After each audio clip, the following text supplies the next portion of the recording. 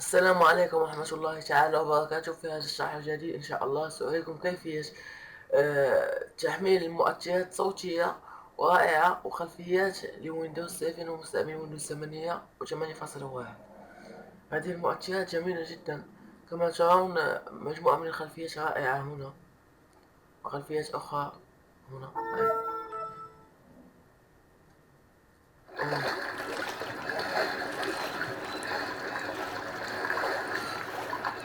الحقيقة الكثير منا لا يعرف هذه المؤثرات الصوتية وهذه الخلفيات، فهي من شركة مايكروسوفت بذاتها، وأنا قمت بتحميلها بالصدفة.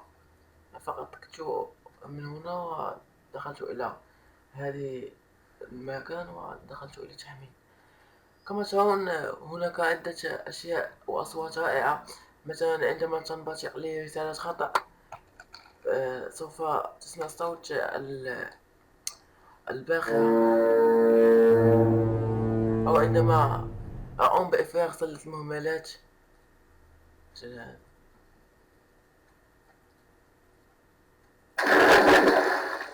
أو عندما أريد أن أثبت برنامج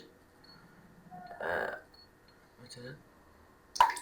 كما ترون سأضع لكم رابط تحميل هذه المؤثرات الصوتية مع الخلفيات أسفل الفيديو. مجموعة مع مجموعة من الخلفيات رائعة سأقوم بتحميلها، والآن سأريكم كيفية تجدون الخلفيات. ستجدون الخلفيات على هذا الشكل هنا، فمجموعة من الخلفيات. كما ترون هنا فيش سمك البحر.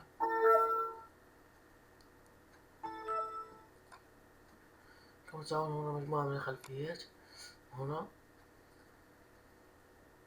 ولكن ليس بها أصوات. لهذا الغرض سوف تعودون إلى الخلفية التي بها أصوات. هذه الخلفية. ثم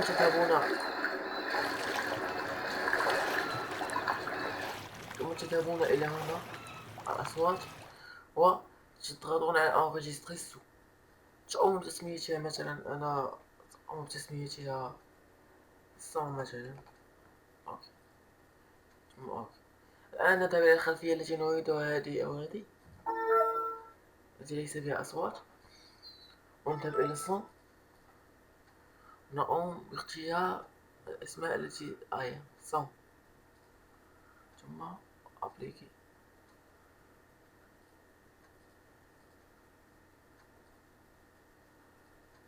كما تلاحظون اسمع الأصوات التي في هذا الموضوع. هذه مجموعة من الأصوات.